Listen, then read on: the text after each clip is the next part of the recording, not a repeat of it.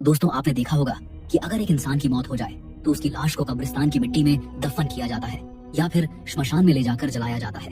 लेकिन क्या आपको पता है कहीं एक ऐसा कब्रिस्तान है जहां इंसान के मरने के बाद उसकी लाश को मिट्टी के अंदर नहीं बल्कि जमीन के ऊपर एक शीशे के डिब्बे में रख दिया जाता है ताकि जिंदा लोग उसे हर दिन देख सकें। और कहीं एक ऐसा कब्रिस्तान है जहां हर साल लाशों को कॉफिन से बाहर निकाला जाता है और उनको नए कपड़े पहनाते हैं, उनके साथ डांस करते हैं और उनकी तस्वीरें ली जाती हैं। और एक ऐसा कब्रिस्तान भी है जहां इंसान की लाश को मिट्टी के हवाले नहीं बल्कि परिंदों के हवाले किया जाता है। हाँ सच में, इंसान के मरने के बाद उसकी लाश को परिंदों को खिलाया जाता है। दोस्तों आज हम देखेंगे दुनिया के 10 सबसे रहस्यमय और डरावने कब्रिस्तान जहां मौत जमीन के नीचे नहीं हमारे सामने जिंदा खड़ी लगती है। दोस्तों वीडियो शुरू करने से पहले अगर आपने अभी तक हमारे इस चैनल को सब्सक्राइब नहीं किया है तो जरूर सब्सक्राइब कर लें, क्योंकि आपके एक सब्सक्राइब से हमें बहुत मोटिवेशन मिलता है और हम आपके लिए ऐसी और वीडियोस बनाते रहेंगे। तो चलिए वीडियो शुरू करते हैं। Number 1, glass coffin Graves. चीन के कुछ रिमोट पहाड़ी इलाकों में आज भी ऐसे कब्रिस्तान मौजूद हैं जहां मौत को जमीन के नीचे छुपाया नहीं जाता। यहाँ लाशें ट्रांसपेरेंट ग्लास कॉफिन्स के अंदर रखी जाती हैं ताकि मरने के बाद भी उनका चेहरा दुनिया से जुदा न हो। जब तुम इन सेमेट्रीज के बीच से गुजरते हो तो तुम्हें सिर्फ कब्रें नहीं दिखती बल्कि सीधी नजर तुमसे मिलाती हुई लाशें दिखती हैं। इस प्रथा के पीछे एक गहरा बिलीफ छुपा है। माना जाता है कि जब बॉडी दिखाई देती रहती है तो आत्मा ज्यादा शांत रहती है और बुरा भाग्य जिंदा लोगों के करीब नहीं आता। कुछ जगहों पर फैमिलीज अपने मर चुके रिश्तेदारों को रोज देखने आती हैं, जैसे वो सिर्फ सो रहे हों, मरे नहीं।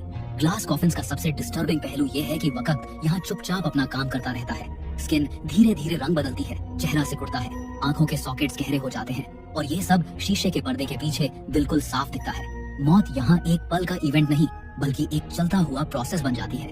ग्लास कॉफिन ग्रेव्स इसलिए खौफनाक नहीं है क्योंकि यहाँ लोग मरे हुए हैं, ये खौफनाक इसलिए है क्योंकि यहाँ मौत छुपी हुई नहीं होती। यहाँ जिंदा और डेड के बीच सिर्फ एक चीज होती है, शीशे की एक पतली दीवार। Number 2, Toraja Cliff Graves.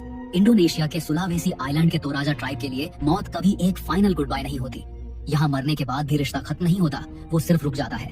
Toraja लोग अपने डेड को तुरंत दफन नहीं करते, लाश को घर के अंदर रखा जाता है कपड़ों में लपेटकर, जैसे वो सिर्फ बीमार हो और एक दिन उठ जाएंगे। लेकिन सबसे ज्यादा हैरान कर देने वाला रिचुअल होता है माने ने। इस रिचुअल के दौरान, जो कभी कभी हर कुछ सालों में एक बार होता है, तो राजा लोग अपने पुरखों के कॉफिन्स को दोबारा खोलते हैं, लाश को बाहर निकाला जाता है, हड्डियां साफ की जाती है और फिर मुर्दे को नए कपड़े पहनाए जाते हैं। कपड़े सिर्फ रस्म के लिए नहीं होते, वो बिल्कुल नए, साफ और केयरफुली चुने के होते हैं। फैमिली मेंबर्स लाश को सीधा खड़ा कर देते हैं, उसके साथ फोटोज लेते हैं, बातें करते हैं, जैसे वो अभी भी उनका हिस्सा हो। इस वक्त मौत और जिंदगी के बीच की लाइन पूरी तरह मिट जाती है। इस रिचुअल के बाद लाश को वापस वुडन कॉफिन में रखा जाता है और फिर सीधी क्लिफ्स पर लटका दिया जाता है या चट्टान के अंदर बनी गुफाओं में रख दिया जाता है। कॉफिन्स धीरे धीरे टूट जाते हैं और स्कल्स और हड्डियां बाहर गिराती हैं, फिर भी उन्हें छुआ नहीं जाता, वो वहीं रहते हैं जहाँ उनकी जगह है। लोकल लोग कहते हैं कि अगर माने ने रिचुअल सही से न किया जाए तो पुरखों की आत्मा नाराज हो जाती है, फसल बर्बाद हो सकती है, बीमारियां आ सकती हैं और घर में अजीब चीजें होने लगती हैं। तो राजा क्लिफ ग्रेव्स इसलिए डर लगती है क्योंकि यहाँ मौत को भुलाया नहीं जाता, उसे सजाया जाता है, संभाला जाता है और हर कुछ सालों में दोबारा जिंदा की तरह ट्रीट किया जाता है। Number 3, Chauchilla cemetery. पेरू के नाज़का डेजर्ट के बीच एक ऐसी जगह है जहाँ लाश जमीन के नीचे नहीं जमीन के ऊपर बैठी हुई मिलती है। इस जगह का नाम है चाउचिला सेमेट्री और ये कब्रिस्तान नहीं, एक ओपन एग्जीबिशन जैसा लगता है। बस फर्क इतना है कि यहाँ डिस्प्ले पर इंसान की मौत रखी हुई है। यह सेमेट्री लगभग 1000 साल पुरानी है। यहाँ के डेड बॉडीज को कॉफिन में बंद नहीं किया गया बल्कि उन्हें फीटल पोजीशन में बैठाकर, कपड़ों में लपेटकर, रस्सी से बांधकर छोटी सी कब्र के ऊपर ही रख दिया गया। फेस ओपन, हाथ सामने, जैसे लाश अभी भी जीवित हो। नाज़का डेजर्ट की सबसे खौफनाक बात है उसकी ड्राई क्लाइमेट। यहाँ नमी नहीं होती, इसलिए बॉडीज नेचुरली मम्मीफाई हो गई। स्किन, बाल, दांत सब कुछ आज भी साफ दिखाई देता है। कुछ मम्मीज के चेहरे पर ऐसी एक्सप्रेशन है जैसे मौत के वक्त भी वो कुछ कहना चाह रही हो। पर असली हॉरर तब शुरू हुआ जब ग्रेव रॉबर्स यहाँ आए। गोल्ड और आर्टिफैक्ट्स की तलाश में उन्होंने कब्र तोड़ दी, मम्मीज को खींचकर बाहर निकाल दिया। आज भी कई लाशें बिखरी हुई, टूटी हुई, बिना कपड़ों के पड़ी हैं, जैसे किसी ने वक्त को बीच में ही रोक दिया हो। कुछ स्कल्स पर होल्स मिलते हैं जो एंशिएंट ट्रेपनेशन सर्जरी के प्रूफ हैं, मतलब जिंदा इंसान के सिर में छेद करके ट्रीटमेंट की जाती थी। और जब ऐसे लोग मरते थे उन्हें भी यहीं बैठा दिया जाता था, जैसे पेन के साथ जीने वाले को पेन के साथ ही याद रखा जाए। Number 4, hanging coffins of Sagada. Philippines के सगादा माउंटेन्स में जब तुम ऊपर देखते हो तो सिर्फ पहाड़ नहीं दिखते बल्कि इंसान की लाशें हवा में लटकती हुई नजर आती हैं। यहाँ कब्र जमीन के नीचे नहीं होती बल्कि सीधी चट्टानों पर टांग दी जाती है। इस ट्रेडिशन को कहते हैं हैंगिंग कॉफिन्स। यहाँ के लोकल इगोरो ट्राइब्स मानते हैं कि इंसान जितना ऊपर दफन होगा उसकी आत्मा उतनी जल्दी स्वर्ग के करीब पहुंचेगी। इसलिए डेड बॉडीज को चट्टानों के किनारे वुडन कॉफिन्स के अंदर बंद करके आयरन हुक्स और रोप से लटका दिया जाता है। पर यह काम इतना सिंपल नहीं होता। मरने से पहले ही बुजुर्ग लोग अपना कॉफिन खुद बनाते हैं। जब मौत आती है तो लाश को फीटल पोजीशन में फोल्ड किया जाता है, जैसे बच्चा माँ के पेट में होता है। माना जाता है कि इंसान को दुनिया में जिस पोजीशन में आया था उसी पोजीशन में जाना चाहिए। सबसे डिस्टर्बिंग बात, वो कॉफिन्स बहुत छोटे होते हैं, मतलब लाश को जबरदस्ती तोड़ मरोड़ कर फिट किया जाता है। कई बार हड्डियां टूटने की आवाज तक आ जाती है। वक्त के साथ हवा, बारिश और ग्रेविटी का असर होता है। कई कॉफिन्स क्रैक हो जाते हैं और उनके अंदर से स्कल्स, हाथ, हड्डियां नीचे गिर जाती है। आज भी क्लिफ्स के नीचे बिखरी हुई बोन्स मिलती है, जैसे पहाड़ खुद लाश को रिजेक्ट कर रहा हो। Number 5, sky burial grounds. Tibet के बर्फ से ढके हुए पहाड़ों में एक ऐसी जगह है जहां इंसान को मरने के बाद जमीन या आग नहीं मिलती। यहाँ लाश को दफन नहीं किया जाता, बल्कि आसमान के हवाले कर दिया जाता है। इस रिचुअल को कहते हैं स्काई बुरियल।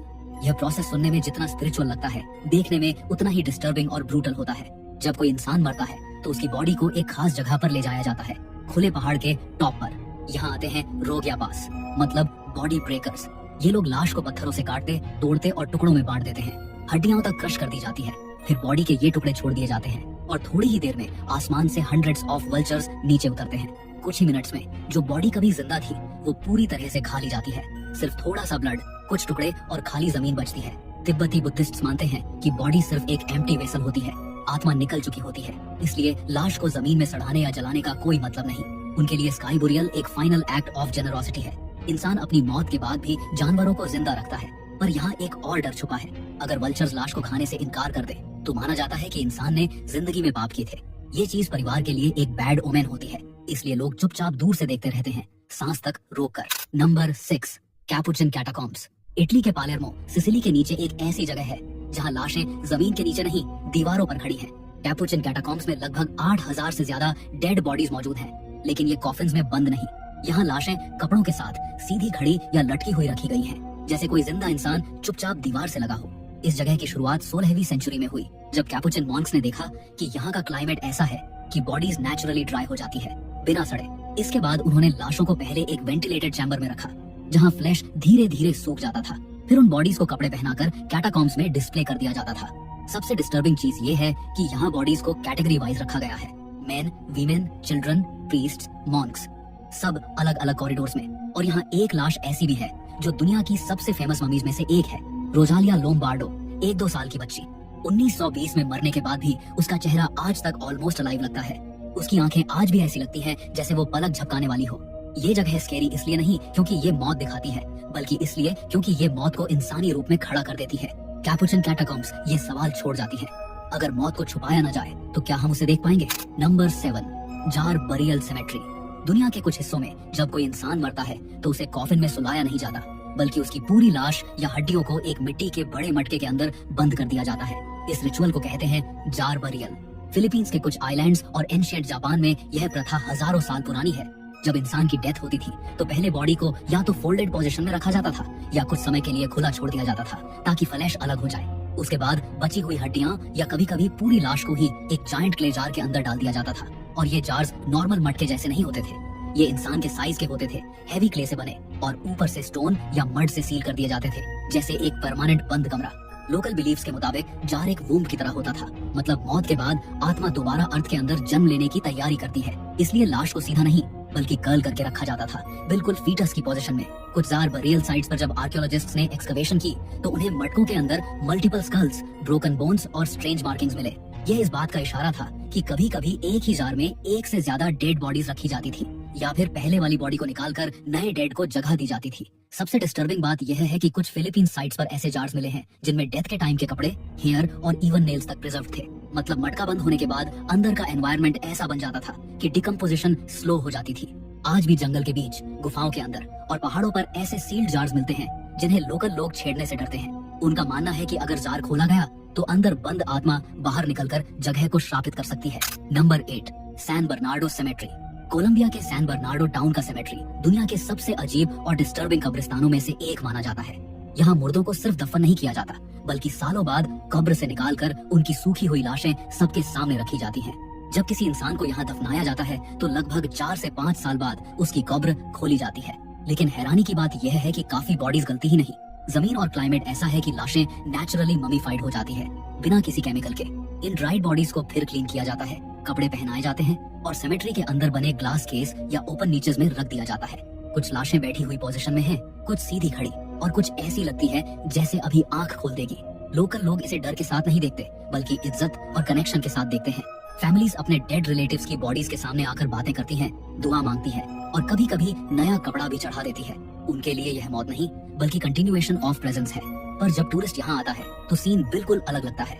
सूखे चेहरे, खुले दांत, झुर्रियों से भरी स्किन और खोखली आंखों के सॉकेट्स। ये लाशें किसी हॉरर मूवी का सीन लगती है। सैन बर्नार्डो सेमेट्री इसलिए स्कैरी है क्योंकि यह मुर्दों को छुपाता नहीं, यह उन्हें जिंदा यादों की तरह सामने रखता है। Number 9, coffin village. अफ्रीका के घाना में एक ऐसी जगह है जहाँ मौत को छुपाया नहीं जाता बल्कि सेलिब्रेट किया जाता है, और वो भी सबसे अजीब तरीके से। यहाँ कॉफिन सिंपल वुडन बॉक्स नहीं होते, यहाँ कॉफिन मछली, हवाई जहाज, गाड़ी, कैमरा, बोतल, शू या इवन मोबाइल फोन के शेप के होते हैं। मतलब जो चीज इंसान की जिंदगी को डिफाइन करती थी उसकी मौत भी वही शेप ले लेती है। इस ट्रेडिशन को कहते हैं फैंटेसी कॉफिन्स। घाना के ट्राइब्स का मानना है कि मौत के बाद भी इंसान अपनी आइडेंटिटी के साथ ही नेक्स्ट वर्ल्ड में जाता है। इसलिए अगर कोई फिशरमैन था तो उसका कॉफिन फिश के शेप का बनेगा, अगर कोई ड्राइवर था तो कार शेप्ड कॉफिन, और अगर कोई पावरफुल या रिच था तो प्लेन या लायन शेप्ड कॉफिन। सबसे डिस्टर्बिंग बात यह है कि काफी लोग जिंदा रहते हुए अपना कॉफिन ऑर्डर कर देते हैं।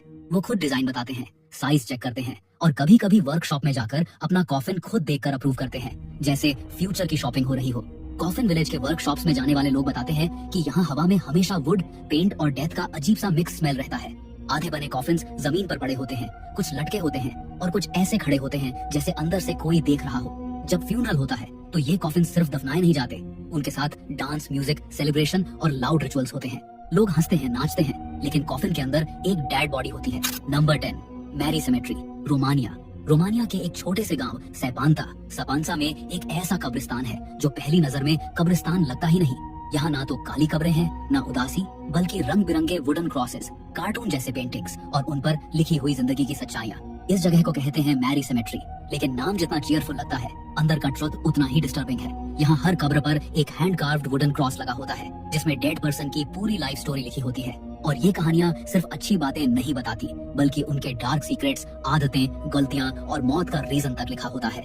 किसी कब्र पर लिखा है, यह ज्यादा शराब पीता था, इसी वजह से जल्दी चला गया। कहीं लिखा है, इस आदमी ने अपनी बीवी को ज्यादा सताया, अब खुद जमीन के नीचे है। इस ट्रेडिशन की शुरुआत हुई 1930 में जब एक लोकल आर्टिस्ट स्टान योन पत्राश ने सोचा कि मौत को छुपाना नहीं चाहिए। उसका मानना था कि इंसान की जिंदगी जैसी थी वैसी ही याद रखी जानी चाहिए। हर पेंटिंग में डेड पर्सन को रोज के काम करते हुए दिखाया जाता है, कोई खेती करता हुआ, कोई शराब पीता हुआ, कोई एक्सीडेंट के मोमेंट में फ्रोजन। मतलब मौत का एग्जैक्ट सेकंड यही कैप्चर कर लिया जाता है। लोकल लोग कहते हैं कि जब कोई नया इंसान यहाँ दफन होता है तो उसकी कब्र पर लिखे शब्द उसके परिवार को रुला भी देते हैं और हंसा भी देते हैं, क्योंकि ये कब्रिस्तान सिर्फ मौत का नहीं, इंसान की पूरी सच्ची जिंदगी का रिकॉर्ड है। मैरी सेमेट्री खौफनाक इसलिए नहीं क्योंकि यहाँ लाश छुपी होती है, बल्कि इसलिए क्योंकि यहाँ तुम्हारी जिंदगी तुम्हारी मौत के बाद भी तुम्हारा पीछा नहीं छोड़ती।